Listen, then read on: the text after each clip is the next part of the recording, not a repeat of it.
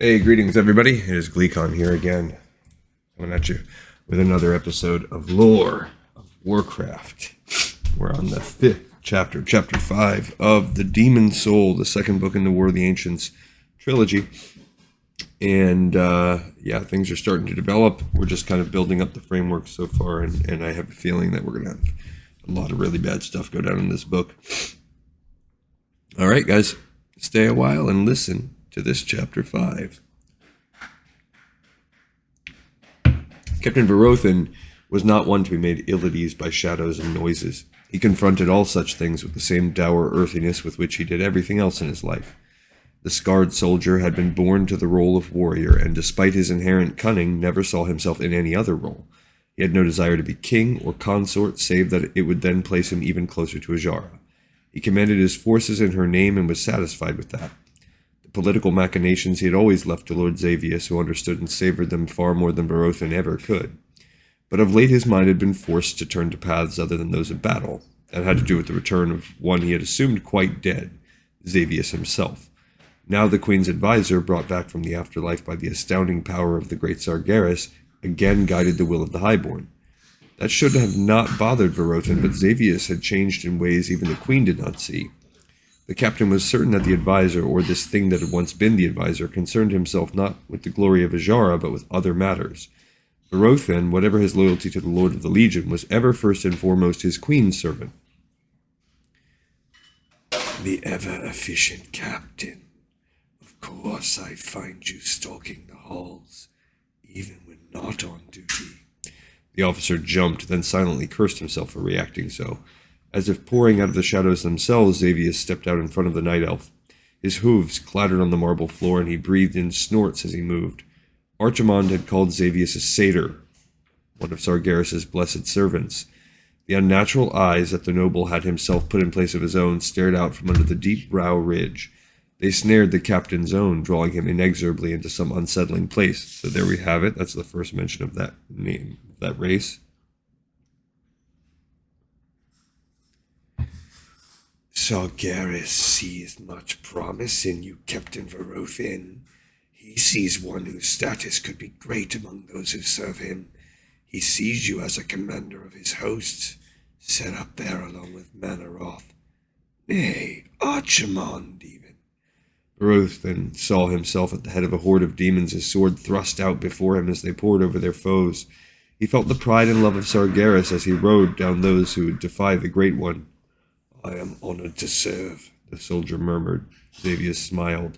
As are we all, and we would serve in any way we could if it would make the dream come soon. True, sooner, is that not so? Of course. The hooved figure leaned close, his face nearly touching the soldier's own. The eyes continued to pull Verothin in, both tantalizing and unnerving him at the same time. You could serve in a manner better suited for you, in a role lead you sooner to the command you desire. Excitement coursed through the officer. He again pictured himself leading armies in the name of his queen and Sargeras. He imagined his conquest of their enemies, the blood of the foe flowing so much it created rivers. I wonder if we're setting up for the creation of the satyr race here. But when Captain Verothin tried to imagine himself doing all this, he could not see his own form distinctly. He tried to draw forth an image of himself as a warrior, an armored and armed commander such as in the old epics, but another shape persistently pushed itself on him, a shape much like that worn by Lord Xavius. That at last enabled him to pull free of the advisor's gaze. Forgive me, my lord, but I must be about my duties. The artificial eyes flared briefly, then Xavius nodded ever so politely, and with a sweep of his hand bid the soldier to move on. But of course, Captain Verothin. But of course. At a quicker pace than he would have preferred to display before the horned figure, Verothin marched away. He did not look back. His hand clutched the hilt of his sword as if about to draw it. The night elf did not slow until he was certain that Lord Xavius had been left far behind. But even then he could still hear the beguiling words of the satyr, and Verothin knew that where he had managed to deny them, others would not. As night fell upon Lord Ravencrest's forces, the Sisters of Elune spread out among the Night Elves to give their blessings. Even clad like warrior maidens, the priestesses brought peace and comfort to the soldiers. Elune offered the Night Elf strength and confidence, for she was always there in the heavens, watching down on her favored children. Although her expression did not reveal it, Tyrande Whisperin felt none of the peace or strength she passed on to her people. The High Priestess seemed to think that she especially had been touched by the Mother Moon, but Tyrande sensed no great presence within herself. If the Mother Moon had chosen her for something, she had failed to inform Tyrande. The last bit of daylight fled beneath the horizon. Tyrande hurried, knowing that soon the horns would sound and the host would move on towards Zinajari. She touched the heart of one more soldier, then strode to her waiting panther. But before she reached it, another night elf confronted her. Out of reflex, Tyrande put a hand to his chest, only to have him take her hand by the wrist. The priestess looked up, and her own heart at first leapt with joy.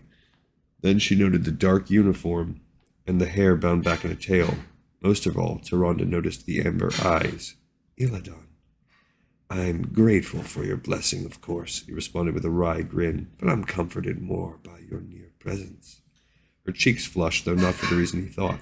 Still gently holding her wrist, Malfurion's twin leaned close. Surely this is fate, Tyrande. I've been looking for you. We're entering fast-moving times. Decisions must be made without hesitation. With sudden anxiety, she understood what he intended to ask. Nay, tell her. Without meaning to, Tyrande pulled back her hand. Illidan's face immediately grew stony. He had missed neither her reaction nor the meaning behind it. It's too soon, she managed, trying to assuage his feelings. Or too late. The wry grin returned, but to her it now appeared to be slightly hollow. More of a mask. After a moment, though, Illidan's face relaxed. I've been too impetuous. This isn't the right time. You've been trying to comfort too many. I'll speak with you again when the moment is more appropriate. Without another word, he headed toward where a mounted guard in the garb of Ravencrest's clan awaited with the sorcerer's own lightsaber. Illidan did not look back as he and his escort rode off. More troubled than ever, Tyrande sought her own panther, yet even as she mounted, another came to interrupt her thoughts. This time, however, it proved to be a more welcome soul. Shaman, forgive this intrusion. With a gentle smile, she greeted the orc. You are always welcome, Broxgar. Only she was allowed to call him by his full name. To all others, even Lord Ravencrest, he was merely Brox. The massive orc stood a good head shorter than her, but made up for it with a girth 3 times her own and nearly all of that muscle. She had seen him wade into enemies with the ferocity of one of the huge cats, but around her he acted with more respect than many of those who asked for her blessing. Thinking that a blessing was what the orc had come for, Tyrande reached down to touch his chest. Brox looked startled, then welcomed the touch. May the Mother Moon guide your spirit. May she grant you her silent strength. She continued on for a few seconds more, giving the orc a full blessing.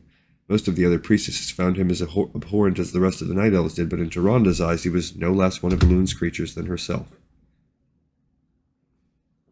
When she had finished, Brock dipped his head in gratitude, then muttered, I am not worthy of this blessing, Shaman, for that is not why I've come to you. It isn't? The tusked, squat face twisted into what Tyrande recognized as remorse. Shaman, there is something that burdens my heart, something that I must confess. Go on. Shaman, I have tried to find my death. Her lips pursed as she struggled to understand. Are you telling me that you tried to kill yourself? Brox pulled himself up to his full height, his expression darkening. I am an orc warrior. I've not guided my dagger to my own chest. As abruptly as his fury had arisen, it now vanished completely, replaced only by shame. But I've tried to guide the weapons of others to it. True. And the story came flowing out. Brox told her of his last war against the demons and how he and his comrades had held the way while they awaited reinforcements. Tyrande heard how one by one all the other orcs had perished, leaving only the veteran. The actions of Brox and the others had helped save the battle, but that had in no manner made him feel any less guilty about surviving where others had not. The war had ended soon after, leaving Brox with no proper method by which to atone for what he saw as a tremendous failing on his part. When the war chief thrall had requested that he hunt down the anomaly, he had seen it as a sign that the spirits had finally granted him an end to his misery. But the only one to die in that search had been his young comrade, which added to Brox's already heavy burden. Then, when it became clear that the Burning Legion would invade Kalimdor, the orc had once more hoped for redemption. He had thrown himself into the struggle and fought as hard as any warrior could be expected. He had always been at the forefront, daring any foe to take him on. Unfortunately, Brox had fought too well, for even after slaying a score of the demons, he had survived with barely a scratch. And as the gathered host had set out from Suramar, the graying orc had finally started to think that he had committed a different sin. He realized that the shame that he had felt in surviving his former comrades had been a false one. Now Brox felt a new shame. Everyone around him fought for life while he sought to escape it. They went to battle the Burning Legion for reasons opposite his own. So I wonder if also we're in this arc, we're going to have a mini arc where Brox heals like his internal pain, and that's going to be recognized by Thrall when he goes back there in the final book or whatever. Little prediction. I accept that I might die in battle, a glorious fate for an orc shaman, but I am filled with dishonor for seeking it at the possible cost of those who fight against evil for their lives and those of others. Tyrande stared into the eyes of the orc.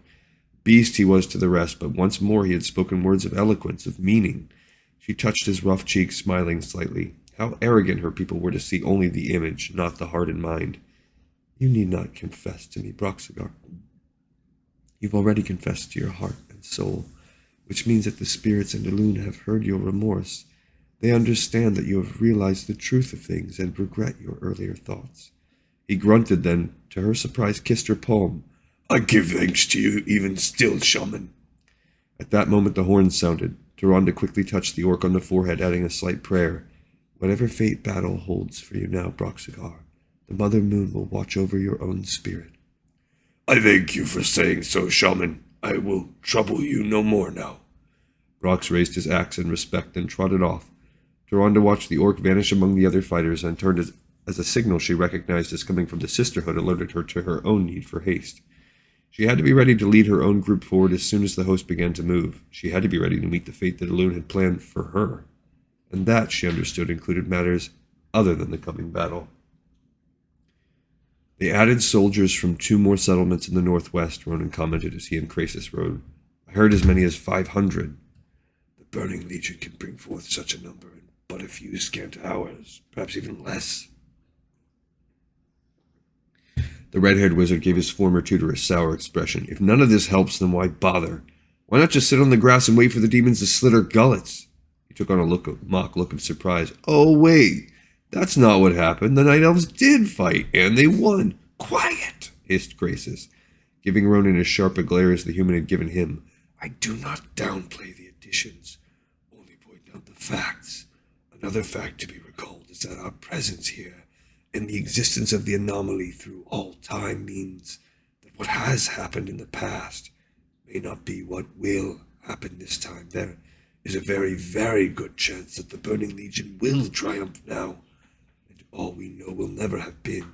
I won't let that happen. I can't. To eternity, the fates of your mate Varista and your unborn twins are nothing, Ronan. But I will fight for their sakes as much as I fight for my own flight's future, however monstrous that may still be even with victory. Ronan quieted. He knew as well as the Dragon Mage what fate would eventually befall the Red Flight. Even if the Burning Legion was defeated in this period, the dragons would still suffer terribly. Deathwing the Destroyer would see to it that the orcs gained control of them, especially Krasis' own Red Flight, and used them as beasts of war. Many, many dragons would die for no good reason. And I think you see that the first time I'm not sure if anything happens in orcs and humans, but in Warcraft 2, towards the end of before the expansions, I guess the middle of the whole arc, you do see those red dragons enslaved by the orc side. And there was just beginning to be hope for us again, Krasis added, his stare drifting momentarily. And that, more than anything else, gives me another reason to see that history does not change. I only know what happened from the histories preserved by the wizards of Dalaran, Krasis. You know them from living this time. The gaunt, almost elven figure hissed again. Your recollections, based on the writings, are likely more accurate than my own riddled mind. I have come to the conclusion that Nosdormu's intrusion into my thoughts, while helpful in setting us on this mission, also were too much for me to absorb completely without the loss of other memories. Nosdormu, the aspect of time, had been the one to call upon Krasis and warn him of the crisis. The huge sand-colored dragon now could not be contacted even in this period, and Krasis feared that he was, in all his incarnations, trapped in the anomaly.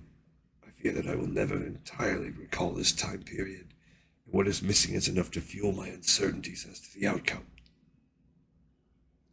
So we fight and hope for the best. as has been done by everyone in battle throughout history. Yes. The bearded human nodded grimly. Suits me just fine. On and on the night elven forces traveled, advancing miles without pause or delay. Most of the soldiers marched with high spirits, for it seemed that the enemy was not at all eager to match blades with them. With ears sharper than any of the creatures around him, Krasus heard soldiers pointing out that much of the destruction and death caused by the demons had been on unsuspecting and ill-prepared innocents. Once they had faced an organized resistance, the demons themselves had been slaughtered. Some even speculated that if the Night Elves had pursued the Burning Legion back to Zinajari after that first battle instead of withdrawing to gather more strength, then the war would have already been over. Such comments bothered Krasus. It was one thing to go into battle with confidence, another to believe the foe so easily defeated. The Night Elves had to understand that the Burning Legion was death incarnate. His gaze turned to the one Night Elf who seemed to realize some of this. Krasus recalled that Malfurion would be a key to winning this struggle, but he could not remember exactly how. That he was the first of the Druids was a significant point, though not the only one. The Dragon Mage had already determined that everything must be done to protect him, so I wonder also if, in this trilogy, we're going to start recruiting and training other Druids before it's done. With nearly most of the night spent, scouts suddenly returned from the southeast. Ravencrest had organized a steady stream of outriders to ensure the most up-to-date information possible. The three Night Elves looked quite bedraggled. Clearly they had ridden their heavily panting night sabers at a swift pace for some time. Sweat covered their faces and grime colored their garments. Pausing only to sip water, they reported their findings. A small column of the fiends is moving methodically through the region of Daijaru, my lord, said the senior scout. We've seen smoke and fire and sighted refugees heading away. Oh, who is this that we're talking about? Oh, estimates of the enemy's numbers. Difficult to say for certain, but far less than his host, definitely. Ravencrest tugged on his beard, considering. Where are the refugees heading? It looks to be Halamar, my lord, but they'll not make it. The demons are on their heels. Can we come between them? Aye, if we hurry, there's just enough of a gap. The noble reached out a hand to one of his aides. Chart! Immediately the proper map was handed to Ravencrest. He unrolled it, then had the scouts point out the locations of the refugees in the Burning Legion. When he saw them, he nodded. We must move up the pace and prepare to meet them in daylight, but it can be done. We will still be on the path to Zinajari. We can afford this minor detour. Especially as it might save a few innocent lives, Ronan muttered under his breath to Brox. Krasus leaned forward. Did you mark the demons? What kind did you see? Mostly those called the Felguard. One of the other scouts added. I saw a couple of the hounds and one of the winged demons, the Doomguard. The Dragon Mage frowned. A meager assortment. They'll no doubt run far ahead of the rest in their zeal, Lord Ravencrest announced. We shall teach them the benefits of restraint. Not that they live long enough to appreciate the lesson. To his officers he commanded, give the order. We head to meet them. The army shifted almost instantly. The Night Elves moved with eagerness, ready not only to save their kin, but to taste the first victory in their grand march to the capital. Illidan and the Moon Guard shifted position, taking up areas along the width of the host. The Sisters of Elune did likewise, their groups poised to aid in whatever way necessary, be it healing or war. As the only outsiders, Ronan, Krasus, and Brox remained together, although the two wizards had already agreed that Ronan would watch Illidan once the battle began. Neither still trusted him to be cautious. Malfurion stayed with them in great part because Ravencrest was still uncertain over how best to use his unusual abilities. With Captain Shadowsong's unit guarding the four, the noble felt satisfied that the druid would be protected well enough for him to decide on his own what attacks would work against the demons. Between having studied with Cenarius all day and riding most of the night with the prospect of battle imminent, Malfurion felt his exhaustion growing. The demigod had taught him how to better draw strength from the natural world, and Malfurion hoped that he would be given the opportunity to do so before the Night Elves met the Burning Legion. The sun rose over the horizon, vanishing quickly into a thick, low cloud cover that actually benefited the host. The spells that Krasus and Ronan had used on both them and Brox enabled their vision to immediately adjust to the changing light, but the soldiers for the most part had let their eyes grow accustomed in the normal fashion. The cloud cover gave the nocturnal race some relief, further stirring their enthusiasm for the coming conflict. The scouts continued to ride in and out, gathering information. The demons had not yet caught up to their fleeing night elves, but they were close. Encouraged, Ravencrest urged his warriors on, sending forth a large contingent of Night Saber riders. He planned to come at the Burning Legion from two sides. When word came that the host had begun to cut between the refugees and their pursuers, the noble had the horns sounded. The signal set the soldiers into battle readiness. And at last, as they flowed over a series of low hills, the Night Elves came upon the foe. The fiery demons had laid waste to every inch of the land, leaving all scorched. No life existed behind them. The dead lands that Krasus witnessed while astride Corielstraws spread to the horizon, and the horror of it steeled the defenders more. "It's as the scouts have reported," the Master of Black Rockhold muttered, drawing his sword. "All the better. Now we show them the folly of ravaging our fair land."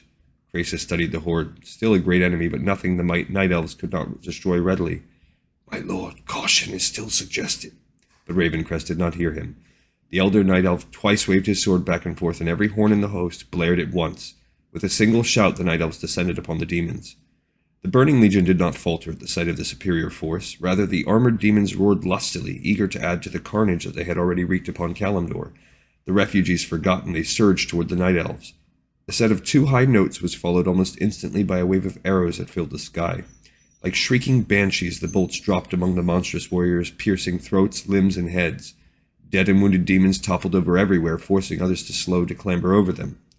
A bolt of golden lightning struck the center of the horde, tossing Felguard left and right. Gobbets of flesh and the ooze that was the demon's blood rained down upon the survivors. Krasus looked to his left and saw Illidan laughing at the successful results of his first attack. The young sorcerer immediately directed several of the Moonguard into a pattern akin to the one used during their first battle against the Burning Legion. Illidan planned to draw from his comrades and amplify their power through him. The Dragon Mage frowned. Such tactics tended to drain those providing the power more than the one who cast the spell. Should he not pay attention to the condition of his companions, Illidan threatened to weaken them to the point where they could not defend themselves if personally attacked by the Eredar. But concern for what Malfurion's brother might cause because of his negligence gave way to concentrating on the enemy alone. For the first time, Krasus cast a spell without the aid of Corielstraws' presence. He did not know what to expect, but when he felt the power build up inside him, the elder conjurer smiled. A fearsome wind swept over the center of the demon's front ranks. It threw the horned warriors together, even directed their weapons against one another. Mayhem arose among the enemy there. The chaos gave the night elves a perfect opportunity. As the first of the soldiers reached the demons, they quickly slaughtered those they faced.